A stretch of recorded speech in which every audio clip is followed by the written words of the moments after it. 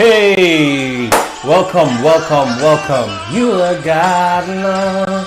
Welcome to Market Faith. My name is Deji, Agboade, and I'm delighted to welcome you. Whoa, you are on your throne. You are God alone. Thank you so much for joining us today. My name is Deji Agboade. Thank you so much for being a part of Market Faith Online today. Now, we've been looking at, and talking a lot about, and again, based on some of the feedback that we're getting, growth in businesses and how that really happens, and how that trajectory, just happens for businesses. And what we want to do today is to dig a little deeper and to understand a bit about how the startup community works and how businesses actually grow from startup to big business. And this is important because when you don't understand how this works, taking advantage of it becomes very difficult.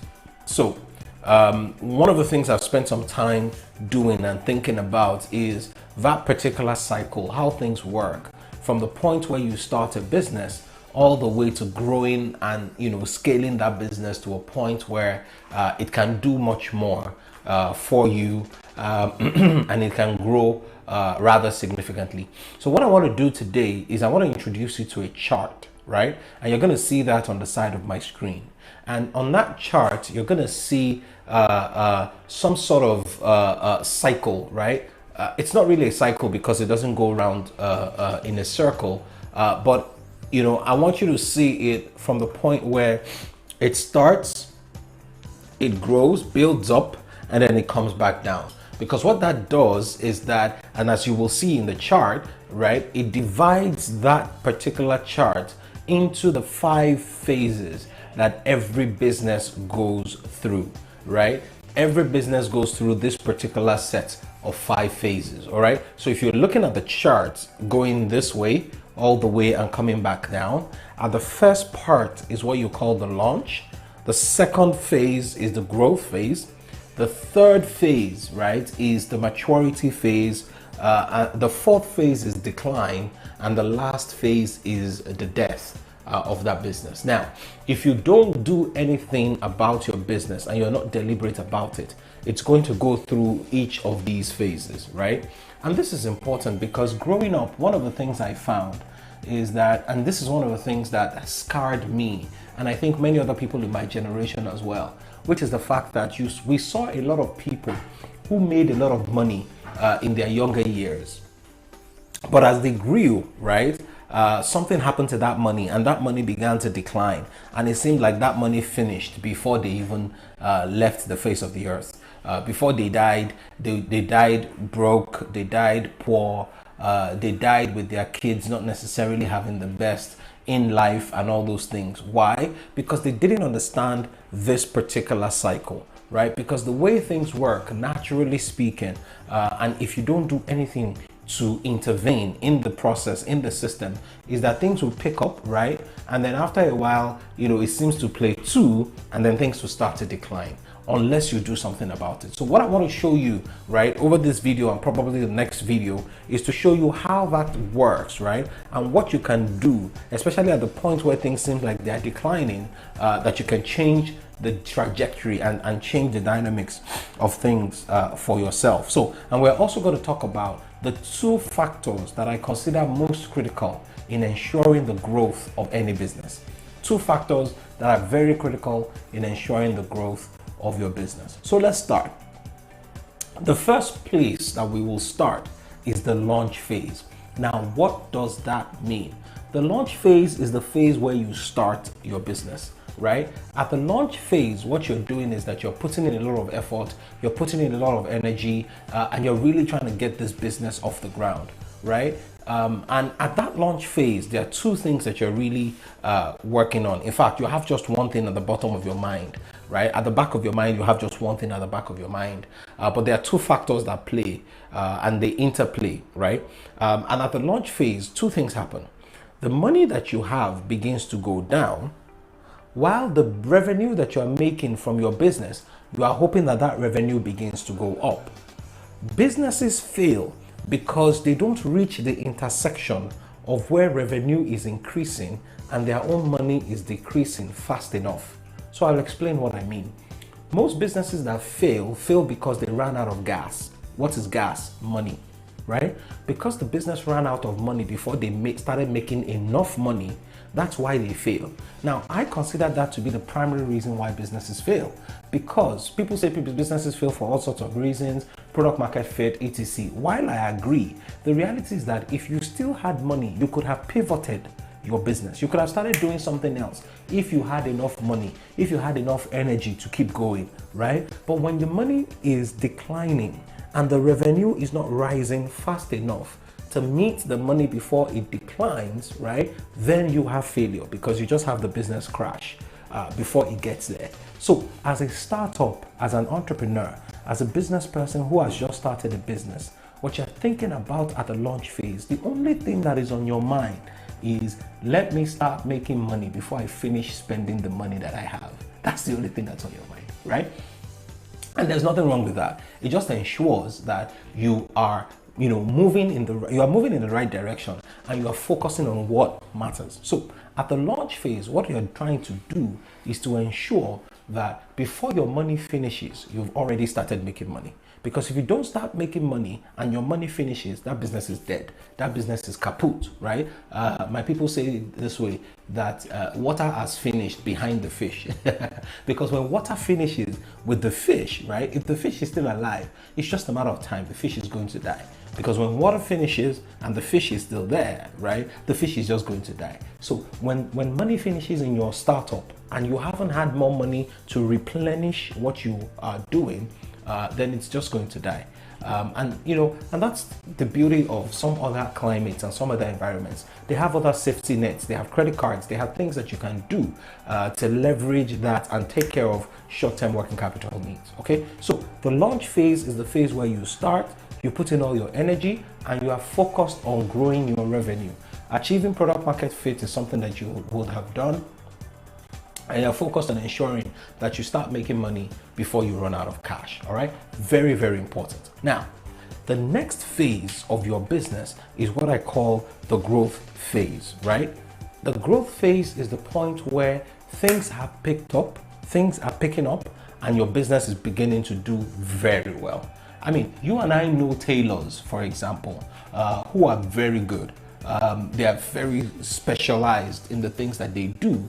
And what happens is that they are doing phenomenally well, and you're referring people to them, etc. Then something happens and they begin to drop the ball. All right, that's where we're even going to get. That's the third phase of the business growth and the business cycle. But in this second phase, what happens, right, is that you have something you call the hockey stick curve, right? And in the hockey stick curve, what you see is that just like the way a hockey stick is shaped, it goes down first, and then it gets to that point where it is going up. And the reason why is because before your money ran out, right, you had product market fit and you started going back up. Just think about a plane that is going on the runway, right? The plane has to take off before the land finishes. All right, because if the land finishes and the plane hasn't taken off, you're gonna have a crash. Okay, so, and that's why every plane that takes off is a risk. It's a risk that the plane is not going to take off fast enough before you run out of land space. Okay, so what happens at the growth phase is that your business, may have started with a dip, which is not wrong. There's nothing wrong with that, but you want to quickly move right in a turn where you are going up. Most businesses experience some form of growth or the other, right, before they actually die. The problem is that at the point of that growth, they don't know what to do to ensure that they sustain the growth, right, and that they get the business to a point of maturity. So let's talk about that. What are some of the things that you can do at the phase where your business is growing to ensure that you get that business to keep on growing up onto a point of maturity? A few things. Number one is ensure that you are saving money. When your business starts to grow and you start to make money, that's not the time to go and buy a new Rolex. That's not the time to change your car. That's not the time to do anything fancy. That's the time to save a lot of cash. And the reason is very simple. If you are not saving cash, you're going to regret it down the line. Some people think, and I made this mistake as well, thinking that my business will always have cash. No matter the kind of business that you run, your business will not always have cash. There will be days and periods where it seems like things are dry, nothing is happening, and nothing is moving, right? You want to ensure that your business is still going on even at that period in time. Now, how does that work? The first thing, like I said, is ensure that you are saving money. Look, there is a reason why companies like Apple have billions and billions and hundreds of billions of dollars in cash on their balance sheet, right? Because they understand that cash is king. So at the growth phase of your business, one of the things that you're doing is that you are saving and conserving cash. Now, why is that important? Two things are necessary for the growth of the business. I talked about, and I mentioned that earlier. The two things that are critical are money and people. Now, why are those two things important? Okay, money, because oftentimes you will need to bring on board people that your business may not be able to afford fully at the level where you are. The way businesses grow is that they bring on board people who have skills, people who have some level of development, people who are very good at what they are doing, right?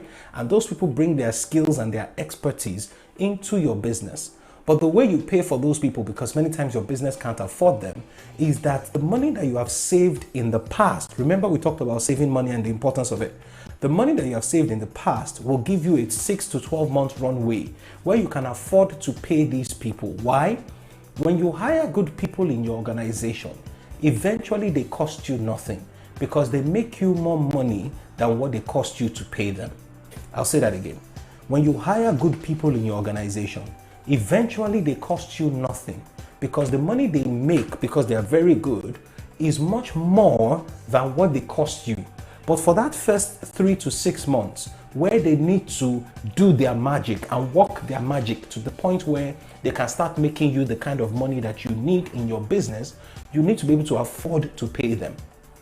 So at the growth phase, two things are important: money and people.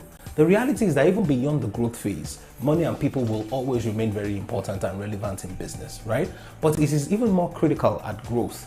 The reason why many businesses stall and many businesses don't grow is that over the past couple of years, they have not spent time saving and stocking up cash so that they can afford more expensive and better people, sometimes even better than themselves, that they can bring into their organization.